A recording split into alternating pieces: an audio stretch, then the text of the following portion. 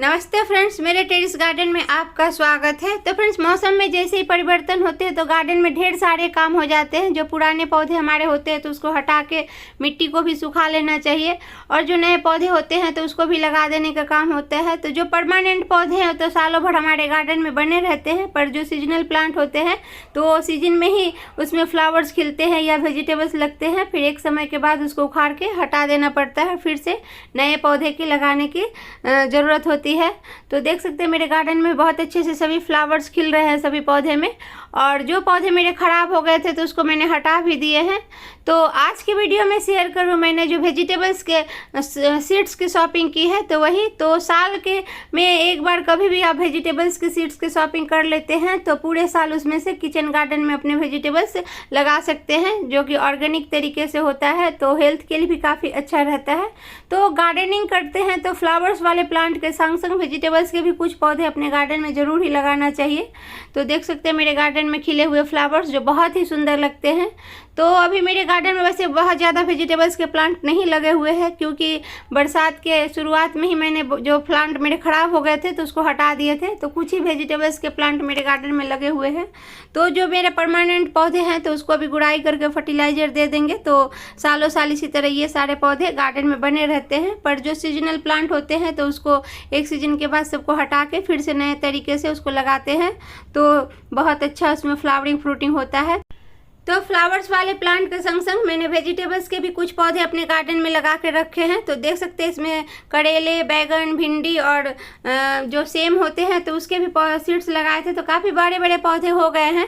तो सेम के पौधे के लिए सपोर्ट की ज़रूरत पड़ती है। तो जो भिंडी के पौधे हैं तो वो समर के वेजिटेबल्स है, तो सबको हटा के फिर जो विंटर के पौधे होंगे वही लगाऊंगी। तो इधर देख सकते हैं बैगन, टमाटर, तो इसके पौधे आप नर्सरी से भी ला के अभी लगा सकते हैं, या तो सीड से भी इसको पौधे लगा के फिर बड़े गमले में इसको लगाएंगे। तो कुछ तो विंटर के वेजिटेबल्स होते हैं जो कि डायरेक्ट लगाए जाते हैं, कुछ के पौधे तैयार करके फिर से बड़े गमले में लगाते हैं, जिसमें कि बैगन, गोभी, टमाटर, इन सब के पौधे पहले तैयार करना पड़ता है, और गाजर, मूली ये सब डायरेक्ट ही लगा सकते हैं बड़े गमले में, चौड़े गमले में। तो इधर देख सकते हैं सेम के पौधे। तो मैंने अमेजन से सीड्स की शॉपिंग की है, वेजिटेबल से सीड्स, और साथ में नीम ऑयल की शॉपिंग की है। तो नीम ऑयल तो हर गार्डनर के पास होना चाहिए, चाहे वो फ्लावर्स वाले प्लांट लगाए चाहे वेजिटेबल्स के प्लांट लगाए, बिना नीम ऑयल के गार्डनिंग करना संभव नहीं।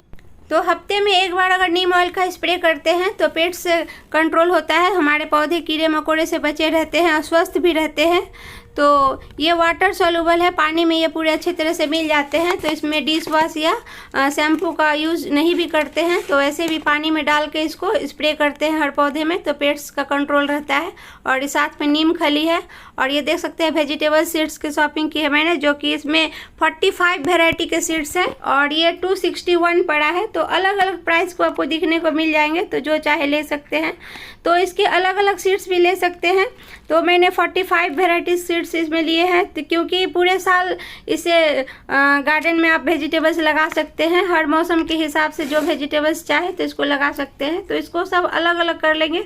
तो अभी विंटर आने वाला है, तो विंटर के जो सीड्स होंगे तो उसको अलग करके रख लेंगे, और समर और रेनी सीजन के सीड्स को अलग कर देंगे। तो अभी विंटर के सीड्स 2 बार लगा सकते हैं, अभी लगाएंगे अक्टूबर से लेकर नवंबर तक, फिर दिसंबर से जनवरी तक इसको लगा सकते हैं। जो समर वाले वेजिटेबल्स के सीड्स हैं तो उसको फरवरी मार्च में लगाएंगे। तो दोनों को अलग अलग करके, तो समर वाले को अलग से कवर करके अच्छी तरह से रख देंगे। तो विंटर वाले में देख रहे हैं इसमें हर तरह के वेजिटेबल्स के सीड्स आपको मिल जाएंगे, जिसमें कि ककुम्बर, खीरा और गाजर, मूली, बैगन, टमाटर। तो देख सकते हैं लौकी के भी सीड्स है। तो हर तरह के सीड्स इसमें अवेलेबल है। तो कुछ तो इसको डायरेक्ट भी लगा सकते हैं, और कुछ के पौधे तैयार करके फिर लगाएंगे, जिसमें कि बैगन के भी देख सकते हैं 4 तरह के बैगन के सीड्स इसमें है। कैप्सिकम भी 2 तरह के हैं, एक येलो और एक ग्रीन कलर के है।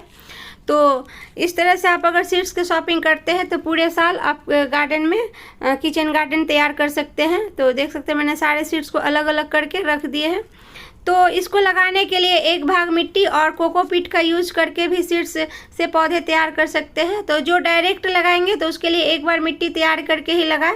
तो बैगन के लिए पहले बैगन के सीड से पौधे तैयार करेंगे, फिर इसको बड़े गमले में लगाएंगे तो मिट्टी तैयार करेंगे। पर गाजर, मूली जो डायरेक्ट लगते हैं तो उसको एक बार मिट्टी तैयार करके लगा सकते हैं।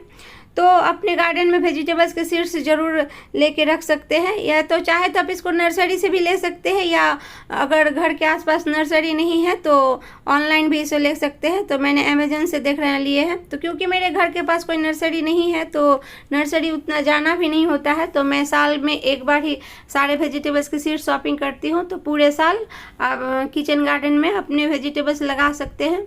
तो विंटर में तो वैसे भी लीफी वेजिटेबल्स बहुत अच्छे उगते हैं, जिसमें कि सरसों, धनिया, पालक। तो देख सकते हैं मैंने सारे वेजिटेबल्स के सीड्स को अलग अलग कर दिए। तो ये इधर देख सकते हैं समर के जो सीड्स है तो उसको अलग करके रख लेंगे, और विंटर के सीड्स को सबको अलग कर देंगे। तो फ्रेंड्स, मेरी शॉपिंग की वीडियो अगर अच्छी लगी हो तो लाइक ज़रूर कीजिएगा, और मेरे चैनल को सब्सक्राइब कर लीजिएगा बेल आइकन के साथ। Bye bye friends, happy gardening.